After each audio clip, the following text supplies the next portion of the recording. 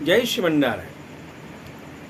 एक बार पुनः हम सभी मुहूर्त की चर्चा के लिए उपस्थित हुए हैं। इस बार हम सभी हरितालिका तीज व्रत के मुहूर्त को लेकर के उपस्थित हुए हैं।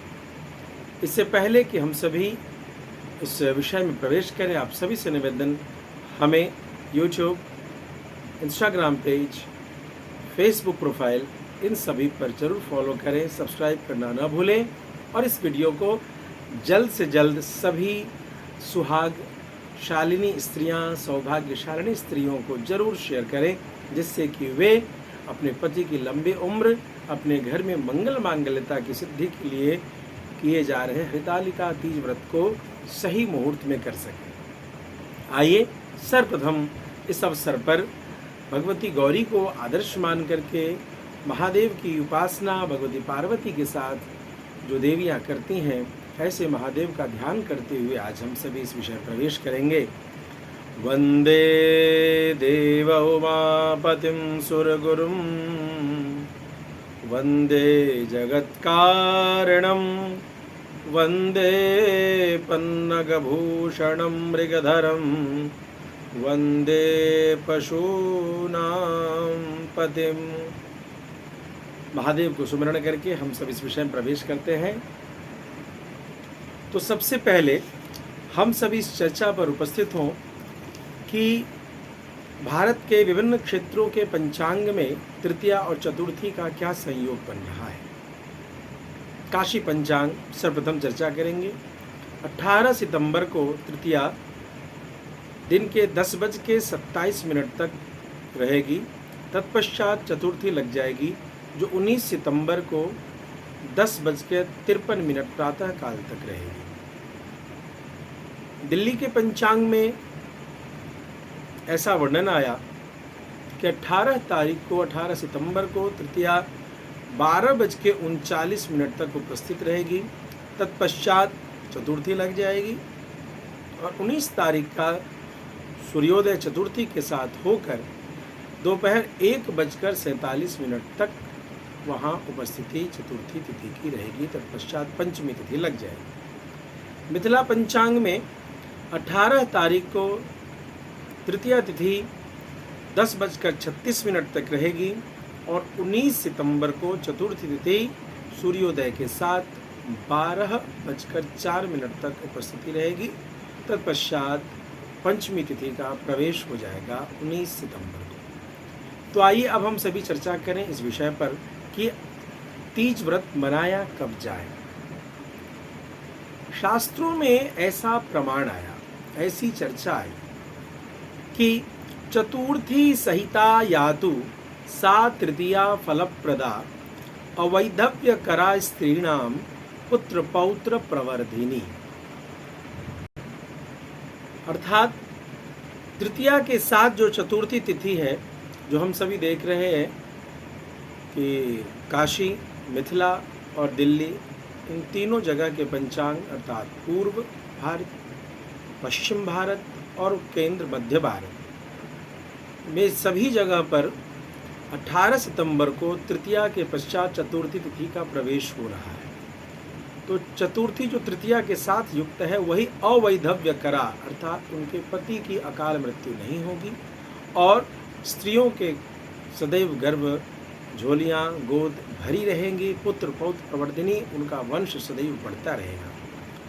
तो इस प्रकार से हमने देखा कि श्रीलंका, बांग्लादेश, भूटान, बर्मा, नेपाल, पाकिस्तान, लगभग संपूर्ण साउथ ईस्ट एशिया में 18 सितंबर को ही जो हमारे सनातन धर्म की देवियां हैं, वे अपने पति के दीर्घ आयु के लिए हरितालिका तीज व्रत को करें।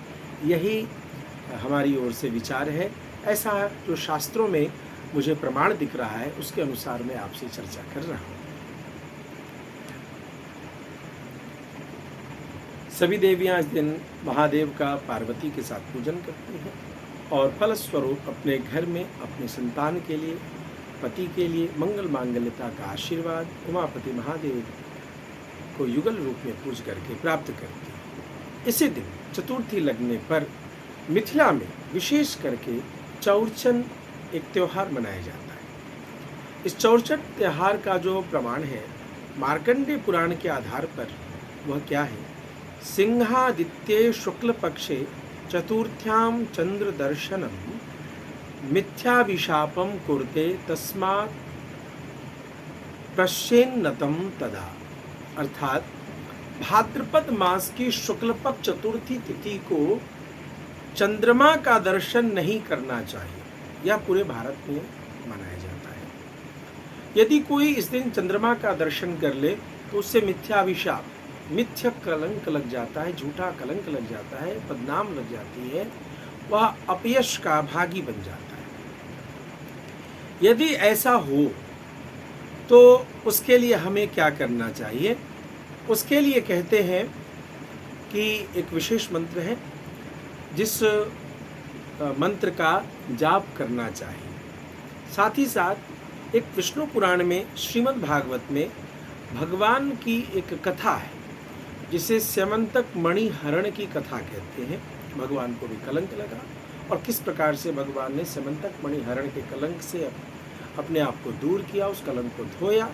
उस कथा को पूर्ण रूप से किसी ब्राह्मण से सुनकर उन्हें यथोचित दक्षिणा दे करके व्यास पूजन करके आप उस कलंक के दोष से दूर हो सकते हैं। तो सबसे पहले तो भाद्रपद मास के शुक्ल पक्ष की चतुर्थी तिथि की चंद्रमा का दर्शन नहीं करना चाहिए, ऐसा मार्कंडेय पुराण का प्रमाण आता है जो सारे भारत में माना जाता है और विशेष रूप से ध्यान दिया जाता है। लेकिन मिथिला जो सदैव विद्वानों की भूमि रही है, राजा जनक के काल से ही, अयाची मंडन मिश्र के काल से ही सदैव मिथिला विद्वानों की भूमि रही है।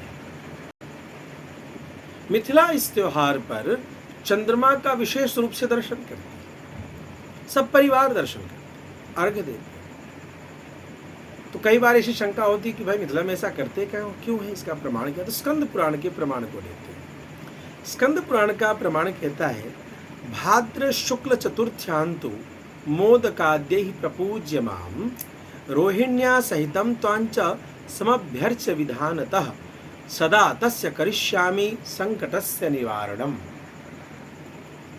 विघ्नहर्ता गणपति कहते हैं कि हे चंद्रमा, भाद्रपद मास के शुक्ल पक्ष की चतुर्थी तिथि को मोदकाद्यै, मीठे मीठे फल आदि के साथ, लड्डू आदि के साथ, जो रोहिणी के साथ तुम्हारा पूजन करता है विधि पूर्वक से, मैं उसके सारे संकटों को हरता हूँ। अर्थात मैं उसके संकट हरता के रूप में जाना जाता हूँ। संकट मोचन बन करके मैं उसके घर में सदैव दोषों को, कलंकों को, अपयश को, दुर्भाग्य को दूर करता हूँ।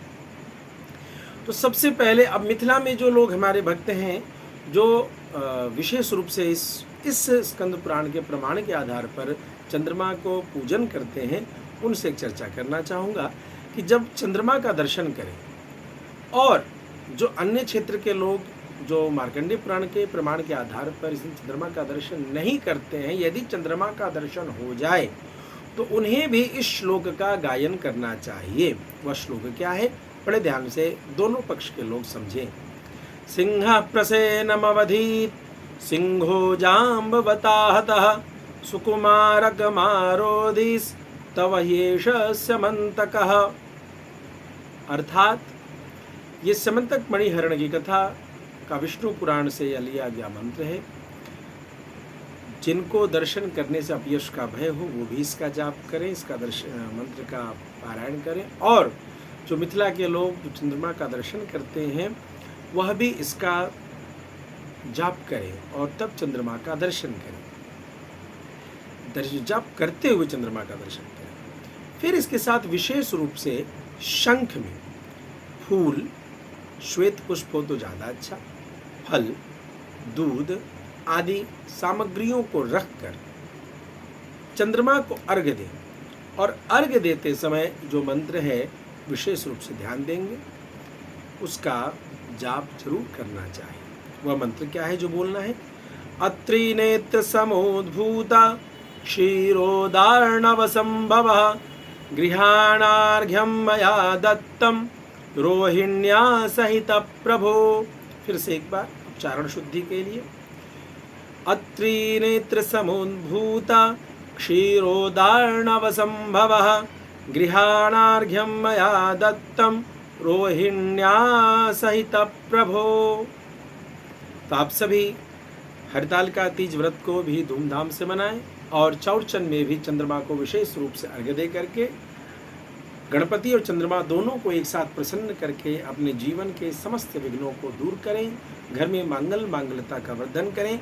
चंद्रमा आप सभी के लिए अनुकूल रहें और आप सभी के घर में उपस्थित सभी पारिवारिक सदस्यों के मन को, चंद्रमा मन के नियंत्रण करता है, इसलिए चंद्रमा के प्रसन्न होने पर मन प्रसन्न होता है। मन के जीते जीत है, मन के हारे हार। और जब मन प्रसन्न रहेगा तो सूखी रोटी में भी आनंद आएगा, और मन में क्लेश रहता है, दुख रहता है, तो समस्त वैभवों के बीच बीच वो दुखी रहता है। इसलिए इस चौरचन त्यौहार को जरूर मनाएं और चंद्रमा को प्रसन्न करके मन को प्रसन्न करें, घर में मंगल मांगल्यता का वर्धन करें। पुनः आप सभी के बीच में नए वीडियो के साथ उपस्थित होऊंगा। गणेश चतुर्थी के त्यौहार के जो मुहूर्त हैं उस पर चर्चा, और साथ ही साथ एक विशेष जिज्ञासा रहती है स्त्रियों की, यदि किसी कारण से उनका रजोदर्शन हो जाए, अशुद्धि हो जाए और उनका व्रत हो उस दिन, जैसे हरितालिका तीज या कोई भी नवरात्रा का, दिवाली का या किसी भी प्रकार का यदि कोई व्रत है, कोई संकल्प है और उस बीच में यदि रजोदर्शन हो जाए, तो ऐसी स्थितियां में देवियां व्रतभंग के दोष से कैसे मुक्त हों और उनको व्रत का भंग का दोष न लगे, साथ ही साथ उनका व्रत भी पूर्ण हो और सारे देवता प्रसन्न हो करके, पिता प्रसन्न हो करके उनको आशीर्वाद दें, ऐसी कृपा कैसे प्राप्त हो, उस विधान को हम सभी समझने के लिए विशेष रूप से नेक्स्ट वीडियो की प्रतीक्षा करें। कुछ ही क्षण में आप सभी के बीच में उपस्थित हो जाएगा। शंका ध्यान रखेंगे। अगली वीडियो का विषय होगा रजोदर्शन के समय में देवियां अपने व्रत को पूर्ण करने के लिए क्या करें। तब तक के लिए जय श्रीमन्नारायण।